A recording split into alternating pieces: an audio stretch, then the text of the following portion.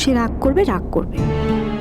আজ ঠিক করেছি আমি নিজের হাতে বাজার করে ডাক্তারবাবুর জন্য নিজের হাতে ভালো ভালো রান্না করব। মানুষটা দুপুরবেলা এসে একটু গুছিয়ে খেতে বসবে। আসল কথা হলো আজকে সকাল থেকেই ডাক্তারবাবুর কাছে অনেক ফোন আসছিল, তার থেকে আমি জানতে পেরে গেছি আজ ডাক্তারবাবুর জন্মদিন। নিজে তো কাউকে কিছু বলবেন না, আমি যখন মানুষটার কাছে রয়েছি তাহলে ওর জন্মদিনে দেখি না একটু আলাদা ব্যবস্থা করি, একটু আলাদা কিছু রান্নার ব্যবস্থা করব। ওনার তো নিজের বলতে কেউই নেই। এখন আমি যখন মানুষটার কাছে রয়েছি তাহলে ওনার জন্মদিনে একটু আলাদা ব্যবস্থা করি না, একটু আলাদা কিছু রান্না বান্না করব। সত্যি কি তুমি আমার জীবন থেকে হারিয়ে গেলে কঙ্কাবতী? সত্যি কি তুমি শুধুমাত্র তোমার মায়ের পাশে দাঁড়ানোর জন্য আর নিজের হাতে প্রচুর অর্থ রাখার জন্য এমন একটা পথ বেছে নিলে? এমন একটা পথ বাঁচলে যেখান থেকে আমি আর তোমাকে কখনো ফিরিয়ে আনতে পারবো না, কিংবা ফিরিয়ে আনার ইচ্ছেই হবে না আমার। কেন আমার সঙ্গে এরকম করলে কঙ্কাবতী? কেন?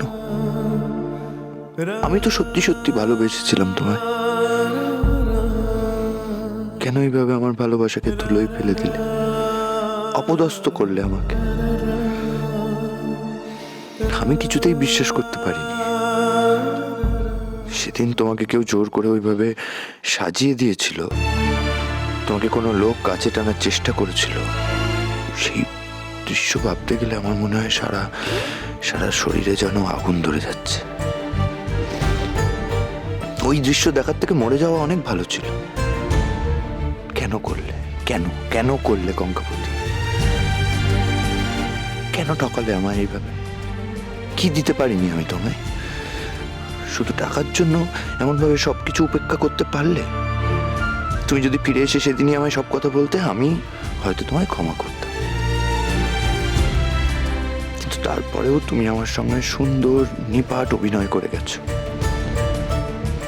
এখন বলো আমি কি করে ক্ষমা করি তোমায়? আমি পারবো না। আমি কিছুতেই তোমায় ক্ষমা করতে পারবো না। কিন্তু আমি তো তোমাকে ভুলতেও পারছি না।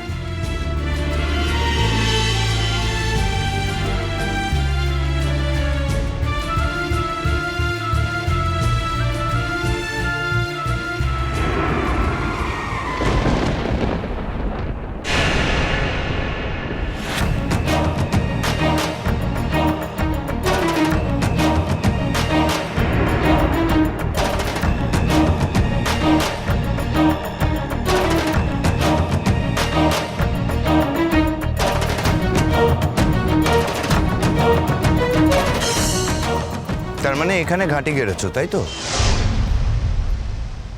চুপ করে থেকো না, উত্তর দাও। আপনার বাড়ি থেকে যখন বেরিয়ে এসেছি তখন এই উত্তর তো আর আপনার চাওয়ার কথা নয়। এই শোনো, এখনো পর্যন্ত তোমার সঙ্গে আমার কোনো আইনি বিচ্ছেদ হয়নি, সুতরাং এখনো পর্যন্ত তুমি আমার... থাক থাক, এর পরের কথাটা আর নাই বা বললেন, থাক। খুব সুন্দরভাবে সবটা ভুলে যেতে পারছো দেখছি। না, কিচ্ছু বলিনি। যা হয়েছিল সেগুলো তো সব একটা নাটক ছিল। কঙ্কাবতী, আমাকে ওই নামে ডাকার অধিকার আপনি হারিয়েছেন।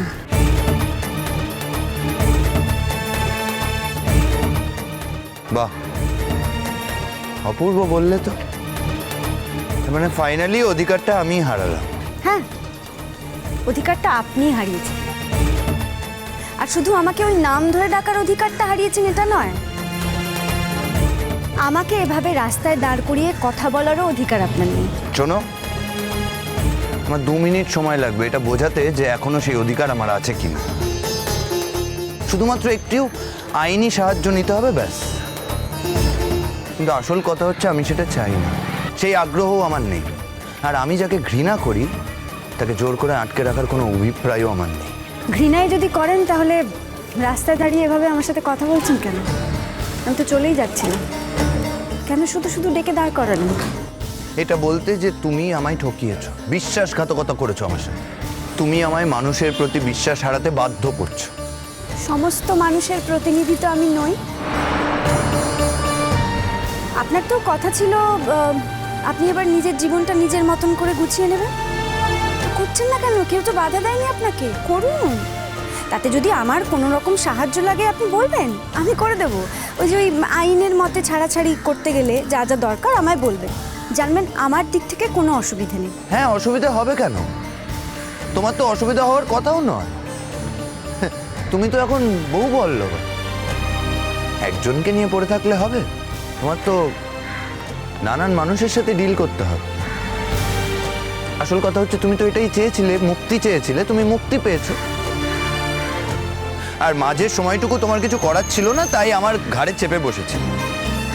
না হলে তো সারা জীবনটা তোমার এইভাবেই কাটানোর কথা ছিল, ছিল না?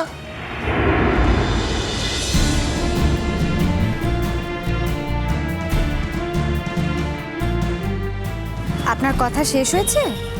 না দেখুন, রাস্তা দিয়ে অনেক লোকজন যাচ্ছে, তো আমার তো কোনো সম্মানও নেই, আমাকে কেউ চেনেও না। তো আপনাকে তো অনেক লোকজন চেনে, আপনার কত ছাত্রছাত্রী, তারা আশেপাশে দু একজন থাকতে পারে, আপনার সম্মানটাই নষ্ট হবে, তাই বলছি। এই তুমি একদম চুপ করো। হ্যাঁ, আমার সম্মানের কথা তুমি বলো না। তুমি আমায় যে সম্মানের দাম দিয়েছো, সারা পৃথিবীর লোক জানে যে আমার বউ সে আসলে একজন। থামলেন কেন? বলুন। সারা পৃথিবীর লোকের কথা বলছেন কেন? আপনি নিজে কি জানেন সেটাই বড় কথা। আপনি নিজে জানেন তো খুব ভালো করে যে আপনার বউ একজন পতিতা। তাই সারা পৃথিবীতে কে কি জানলো তাতে কিচ্ছু যায় আসে না। আপনি নিজে জানেন, সেটাই যথেষ্ট সমুদ্রবাবু। এই তুমি আমার নাম তোমার মুখে নেবে না, খবরদার না। কেন? আপনি যে আমাকে ওই ওই নামে বারবার ডাকছেন, তাও আবার যে সে নামে নয়, আমার বাবা আমাকে যে নামটা দিয়েছিল সেই নামে। খুব সম্মান জানালে না তোমার বাবাকে? উনিও বোধহয় এই মেয়েটাকেই দেখতে চেয়েছিলেন। খুব খুশি হতেন না যদি তোমার বাবা বেঁচে থাকতেন না, খুব খুশি হতেন। শুনুন, আমার বাবা সম্পর্কে একটা কথাও আমি আপনার কাছ থেকে শুনবো না। হ্যাঁ, তাই এইসব কথাগুলো থাক। না থাক কেন? কেন থাকবে? আমি তো কোনো অন্যায় কথা বলিনি, একদম ঠিক কথা বলেছি। তা এখানে আস্তানা যখন গাড়া হয়েছে কোথায় সেটা? মানে বাড়িতেই বুঝি লোকজন আসে? হ্যাঁ, দেখে তো মনে হচ্ছে বেশ ভালোই আছো। তাই এই সমস্ত সিঁদুর টিঁদুর পরার কি দরকার? শুনেছি এই লাইনে তো আবার সিঁদুর পরলে নাকি বিশেষ দাম পাওয়া যায়। একটা কথা মন দিয়ে শুনে নাও, তুমি আমায় না চেনালেও আমি নিজেই তোমার আস্তানা চিনে বার করে নিতে পারবো। তাই? তা আপনি আমার আস্তানা খুঁজে পেতে চাইছেন কেন বলুন তো? আপনিও একজন ক্লায়েন্ট হয়ে আসবেন বুঝি? শুনুন, যদি তাই হয় তাহলে আমার যা দাম, সেই দাম দিয়ে এবার আসতে হবে আপনাকে। এই শোনো,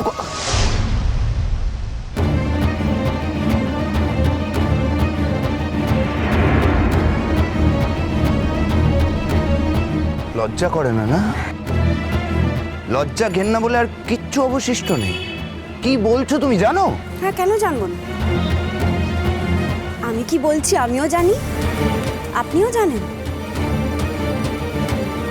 আপনি জানেন না যে আমি টাকা নিয়ে নিজেকে অন্যের কাছে ছেড়ে দিই?